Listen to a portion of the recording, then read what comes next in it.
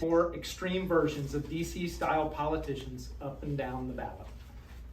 As we've watched over the past year, we've seen our state beset by corruption, cover-ups, and cowardice in our legislature.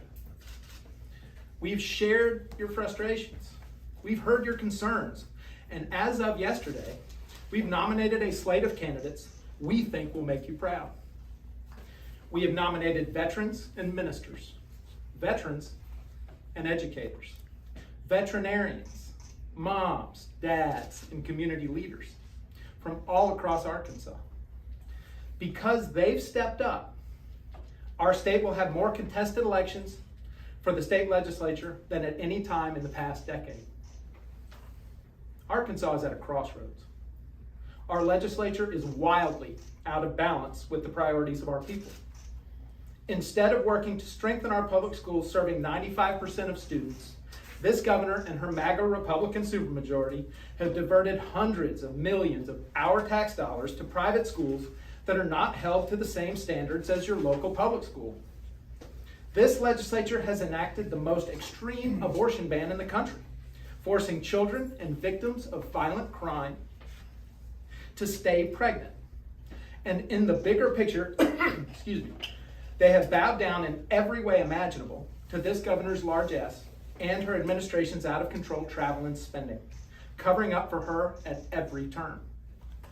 Simply put, there is no accountability in this state government with a MAGA Republican supermajority.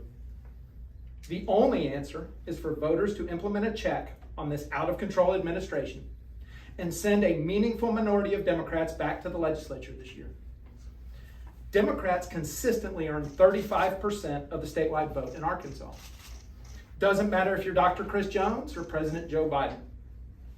Just over 1 in 3 Arkansas voters choose Democrats. However, with legislative gerrymandering and vote packing, the Arkansas legislature is less than 18% Democratic. To repeat for clarity, despite earning 35% of the statewide vote, Democrats in this state hold only 17.7% of the seats in the legislature. This is seriously out of whack with our state's partisan sensibilities and leads to the extremism and lack of accountability we're seeing. To the voters of Arkansas, hear me please. We are not asking anyone to become a Democrat to vote for a Democrat. We understand that our party has an obligation to earn your trust. Families across Arkansas, from Fortune 500 corner office types in the Ozark foothills to family farmers up and down the Delta, they look at this legislature and they see a set of partisan MAGA extremists that bend over backward to let this governor do anything she wants without accountability. This legislature and this governor have gone too far. And the number one way to hold them accountable is to take away the MAGA supermajority this November.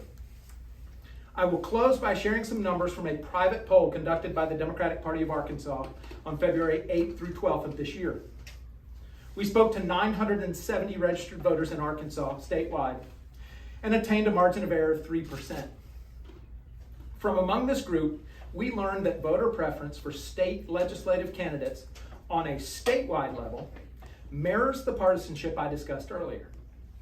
However, in the areas with the most competitive legislative races, which we refer to as battleground counties and battleground districts, there is a dead heat between Democrats and Republicans, with a slight preference for Republicans on the county level and a slight preference for Democrats on the district-specific level. When we asked the voters about a series of issues, from the LEARNS Act, sending public tax dollars to private schools, and the legislature's extreme total ban on abortion, voters across Arkansas responded very positively to our position. After reading about our issues, the gap in battleground counties narrowed to 2%, within the margin of error, and voters in battleground districts preferred Democratic legislative candidates to Republican legislative candidates by a margin of 49 to 43. In all other counties, the margins for legislative preference narrowed to 50% Republicans and 42% Democratic. So just to be clear again, in the battleground areas, it tightens it way up. Everywhere else, it continues to tighten it up, just not as strong. Arkansans across our state are sick to death of extremism. Our numbers show competitive races in every corner of the state, and we will spend the next 8 months taking our vision for a brighter, healthier, safer, and fairer Arkansas to the voters. Thank you all. And next, I'd like to invite Vice Chair Janie Cotton to come up here and address today's press conference on maternal health. Janie? Thank you, Grant. Good afternoon. As the discourse around abortion continues to dominate election debates, it's imperative to recognize that access to comprehensive postnatal care is equally pivotal in safeguarding the health and rights of expecting mothers and families. This morning, Governor Sarah Huckabee Sanders signed an executive order supposedly aimed at improving Arkansas's worst in the nation, maternal health. While this gesture might seem commendable, it will fail woefully short of addressing the needs of mothers and our families. Yes, the governor's executive order was accompanied by grand statements about the importance of maternal health, with promises of healthier moms, healthier pregnancies, and healthier babies. These words undoubtedly sound reassuring, but let us examine the substance behind them. As it stands, Arkansas, along with a handful of other states, only provides Medicaid coverage for postpartum care for a mere 60 days following childbirth. This short time frame places undue stress and burden on new mothers who are already navigating the challenges of caring for a newborn. At the 61-day mark, these mothers are at risk of being cut off from essential health care services, leaving them vulnerable and without the support they need. There are some programs that the governor's executive order will help. More mothers and families will receive care, but it simply is just not enough. Unfortunately, the executive order signed by Governor Sanders lacks the depth and scope needed to bring about substantial improvements in maternal health outcomes. It's not enough. Today was a photo opportunity. And here is how I know this. I'm an experienced retired CEO with mental health care facilities across the state. I was the first Black woman and person in Arkansas to serve in this role, serving people with postpartum depression, anxiety, and depression, and a lot of that stemmed from birth to taking care of newborns. As a licensed professional counselor for the last 38 years, I saw this daily. I'm a mother of 3 daughters, my oldest daughter who has 5 sons, and that was an important aspect of us for her to have coverage. Even though she had a mom with training, she still needed the extra care. In our clinics, we saw this need every day for the 20 years I was at the organization, and in my career as a licensed professional counselor over 40 years. What I continue to be concerned about is how this affects Black mothers at higher rates. Black mothers face increased barriers to accessing essential healthcare services, leading to higher rates of maternal mortality and morbidity. I want to take a moment to ask Arkansans, who look like me? That's important. Arkansans who look like me. Did you see yourself or your family represented in the governor's press conference today? I surely didn't. It's clear Black maternal health, which is the worst in the nation, is not a priority in this administration, and that's concerning. Democrats have done the work on this issue. The 2021 American Rescue Plan Act gave states an option to extend the coverage to up to 12 months. With no thanks to my Congressman French Hill, by the way, this federal money we are refusing for no reason. Right now, 43 states and the District of Columbia have extended postnatal coverage to 12 months. Arkansas, I think we should join them. This is not about being Democrat or Republican. This is about making Arkansas safer for our mothers, our children, and families. These bad policy decisions are the reason we continue to be last in the nation on this issue and so many more. The governor's press conference today is a reminder of what is at stake in this election. We are happy to take your questions now, if you have any. In West Memphis, now that we know who the candidates are. We don't. Both of those races have runoffs. Oh, sorry. Yes. How are you feeling about it? Look, there are great candidates over Yes. there, and they are duking it out. And they're gonna figure it out, and then everybody's gonna come back together, and we're gonna elect Democrats in Crittenden County in November. Have y'all seen any of the stuff the governor has said about the budgets and what she'd like to see in the budget? I know she also talked about increasing state employees' salaries, so I'm curious what y'all's thoughts are on her budget plans. I haven't seen enough to really give you a full, but I will second what Janie has said. It seems fairly consistent that whenever she decides she needs to make a move in an area like this, it's a half measure. It's never enough. And so until I see what the budget looks like, that's what I'm gonna assume we're looking at right now. Can you say what your priorities would be, or what y'all would like to see in the budget? I have priority-wise? massive priorities. All Arkansans, but we know that we depend on mothers. I always say we're the pillar of stability here, and that we also want them to be taken care of, and their babies also. So that would be a top priority for us. I think part of the reasons that there were even some people clamoring for the LEARNS Act is that we have been seriously underinvesting in education in the state for more than a decade. And so I think it is time for us to start putting money back into the public schools to raise the level of educational attainment for every Arkansan. Yeah. So that's a huge priority. Public safety, another huge priority, but we don't need to be building more prisons. What we need to be doing is coming up with the diversion programs and the treatment programs to get people out of prison quicker, because all they do when they sit in prison is learn how to be better criminals. You said that breaking the supermajority has been your goal, so Sure. what specific races are you looking to flip to How give them about, Neil, I'm gonna bring the expert up here. Will, come on. Will.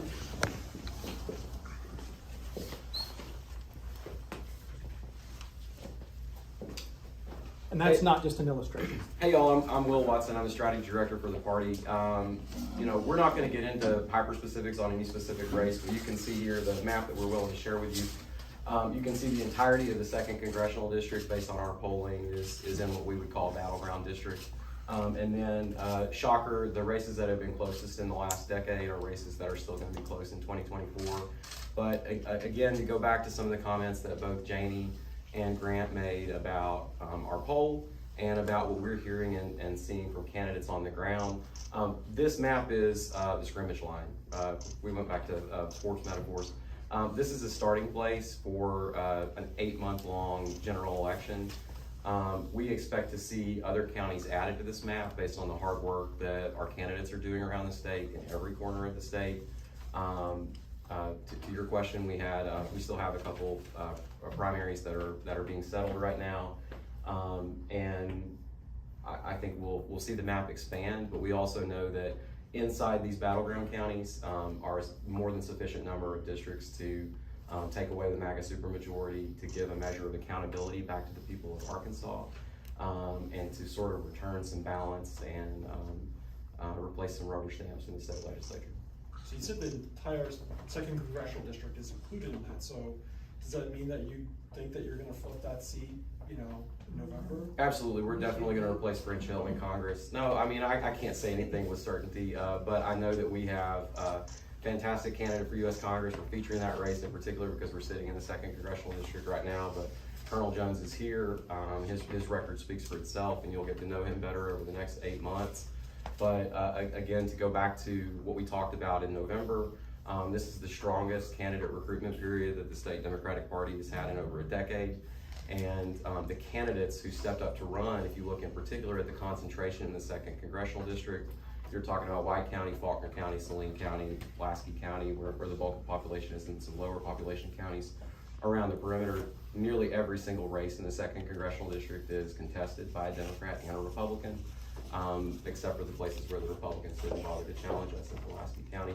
But you have a number of really strong candidates in places that haven't. We have a data guru beyond me that works at the state party and says that the longest running non-contestation of a state legislative district was in White County. Maybe it was Lone Oak County, but one of the counties in the 2nd Congressional District had not had a contested election since 2004 and has a Democrat running this time. So to that point, the entire 2nd Congressional District is in play on aggregate in the state legislature. So that means that at the congressional level, it will be much more competitive for us this year than we've seen in past years too. Janie obviously alluded to the American Rescue Plan. Congressman Hill was absent in that, as he's been absent on a number of issues. Our understanding is that he really enjoys photo ops around the country, but when it comes to showing up for Arkansas, when it comes to serious issues like the border, when it comes to serious issues like keeping hundreds of thousands of Arkansans insured on their health insurance, he's nowhere to be found. What do you make of the low voter turnout? I think it was around 21% this year compared to the 2020 election for the primary. I think it was 28%, including in Pulaski County. It was low, where there was a number of competitive Democratic primaries. So what do you make of the low voter turnout? What's the reason for that? Absolutely. So, I mean, I think that, you know, at a 10,000 foot level, we all know that both major parties had sort of predetermined before Super Tuesday who their nominees were going to be. I mean, it was mathematically and just trajectory wise, it looked like President Joe Biden would be renominated by a large margin. Former President Trump would be renominated by a large margin. And so at the topmost level, we call this a high noise or high salience election. There's a lot of stuff going on at the national level and at the top level that just sort of dominates what people are talking about. And so with those two outcomes predetermined, a lot of people, working families, parents, they're looking at an election and going, well, they already decided that in New Hampshire and South Carolina and other places, and so I don't have to turn out for that. And frankly, it falls on us, it falls on the parties, and it falls on the candidates to get folks out to vote. And I think as a rebuilding state Democratic Party, we're very focused on November. We know that the outcomes that we need to see will happen this fall. And so obviously we had a number of really strong candidates in primaries, but I think as most folks who have commented on the election would share, we have an obligation to go make the case to folks why they should turn out to vote. So if we see a similar level of disengagement this fall, we'll obviously have failed pretty significantly. What do you feel are the important aspects that you need to differentiate yourself as Democrats from the Republicans that have got the lock on the state right now? How can you do that? Absolutely. So we reworked our platform last year, and I'll bring Grant up to talk about this a little bit more, but we believe in comparatives. We don't want you to just vote for us because we're Democrat. We know that's worth about 35% on a statewide level at this point. We believe in a fairer, safer, healthier, and brighter Arkansas, and we apply those comparatives to education, public safety, healthcare, looking at your community and saying, am I really better off right now than I was when I sent this Republican majority into office in 2013? Am I better off now? Am I better represented in the Capitol than I was when Democrats were in power? And a lot of folks look around and they don't see themselves, in a state government that's got sideline tickets to the Super Bowl. They don't see themselves at Euro Disney. They don't see themselves in, just sort of these DC style, snippets that come out on social media, really bringing our state politics back to a place where there's not really room for civil discourse and civil engagement. It's just what the governor says goes. And I think a lot of people back home, particularly in rural school districts, if we want to talk about education for a minute, they look at a governor that gives marching orders, and there's tiers in committee, there's tiers on floor votes in the House that you know, that these legislators, Republican legislators, have been worked over by the administration to toe the line. And so that's out of whack. But more importantly, to our vice chair's point, people's lives are on the line when it comes to maternal health care, when it comes to hundreds of thousands of people losing their health insurance. This isn't just politics. This isn't just sport. It's not a sports metaphor. It's about electing people who will actually, you know, do the people's work in the Capitol and not be there to score political points. So we have to go make that case. We obviously have to go to the voters and say, you know, we think our ideas are better on healthcare. We think our ideas are more innovative on criminal justice and fixing this fentanyl and opioid crisis in Arkansas that are beyond just building bigger jails to put people in and prisons to put people in. And so we have to take those arguments to the people, but it all comes down, it's the same question as turnout, right? We have to have those conversations. We have to see a good, well-funded state Democratic Party that will go do the work to get folks elected. Do you think you're gonna get that message out face to face? Do you think it's gonna be social? Do you think it's going to be through the mail, through telephones? Yes. How do you think it'll be most important?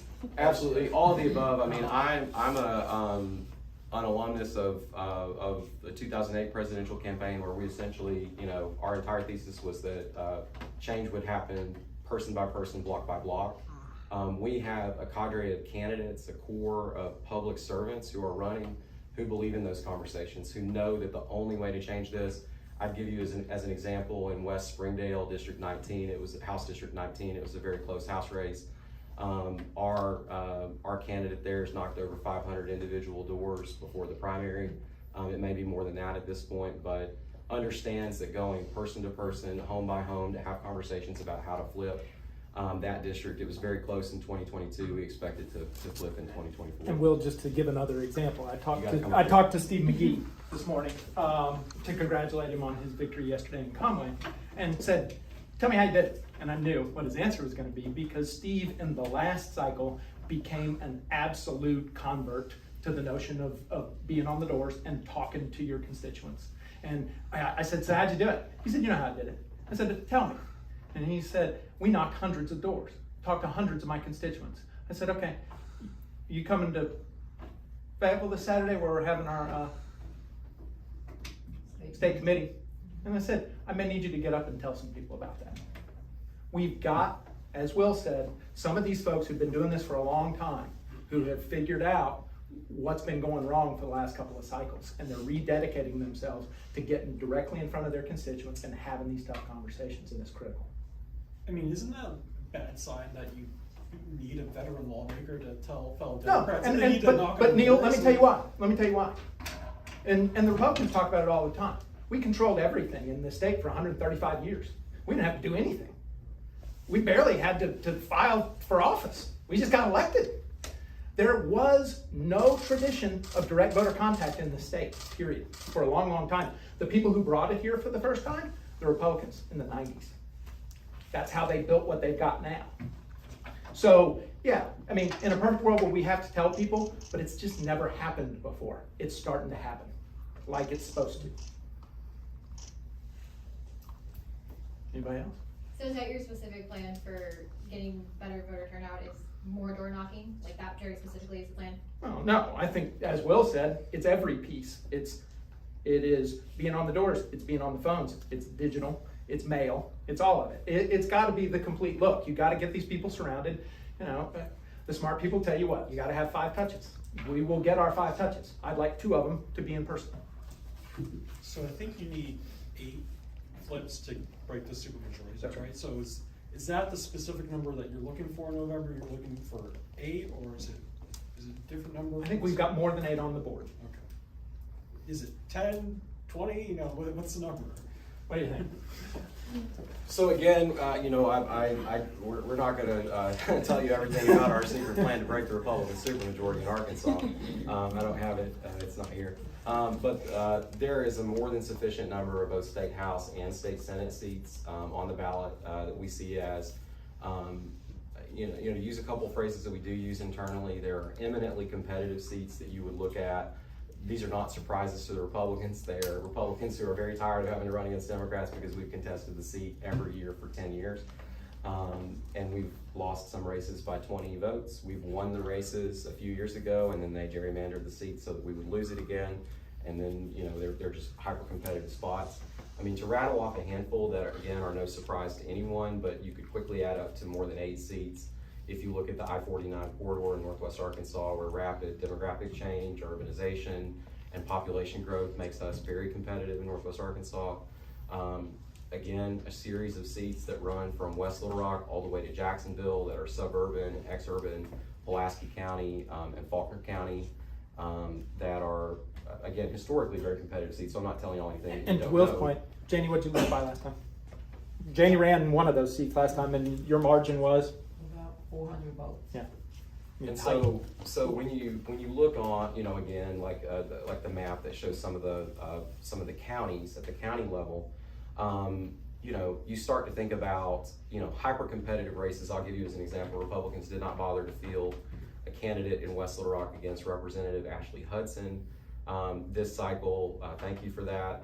But in the seat immediately adjacent to that district, we've challenged Keith Brooks, the lead sponsor of Learns, with attorney James Henry Bartolome. I mean, that race is not one that if you look at retrospectively, it's just a hyper tight race, simply out of, you know, historically not contesting it.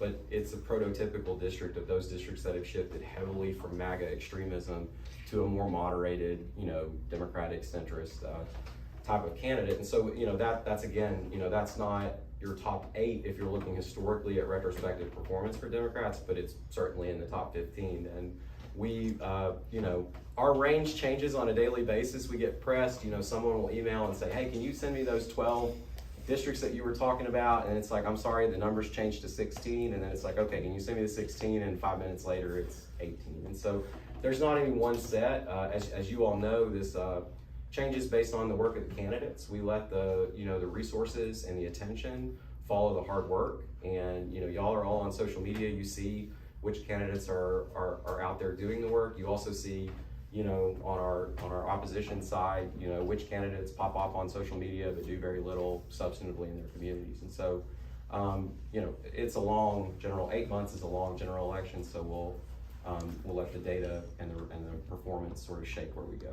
And one of the things that'll make it longer, think about the fact that they're gonna be in here in just a few weeks in a fiscal session, and then maybe in a special. Plenty of opportunity for many of these candidates to do something that will advantage one of our folks. It's a long time between now and November. On voter registration, I noticed that there was around 5,000 additional registered voters in Arkansas in 2024 compared to 2020. So does that concern you at all that voter registration is not increasing maybe the way you want to? Because I hear from a lot of Democrats that they say this is not a red state, this is a non-voting state, and they point to Georgia going from a red state to a purple state, crediting it for voter registration drives there led by Stacey Abrams. Is it concerning at all that that's not doesn't appear to be happening in Arkansas?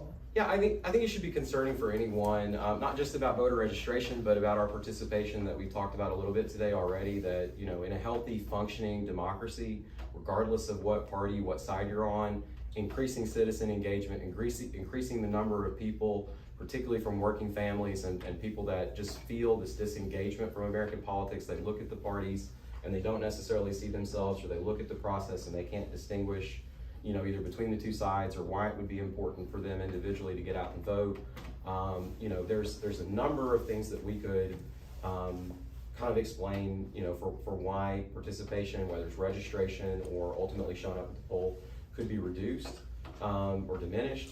But ultimately, it's incumbent on the candidates and on the parties to make the case for why to get out and vote. I will say, though, that, you know, going back to a point that Grant made, though, when you think tactically from the Democratic Party perspective, or even just logically about turnout, Grant pointed out, and this is no secret. I mean, this goes back a decade now.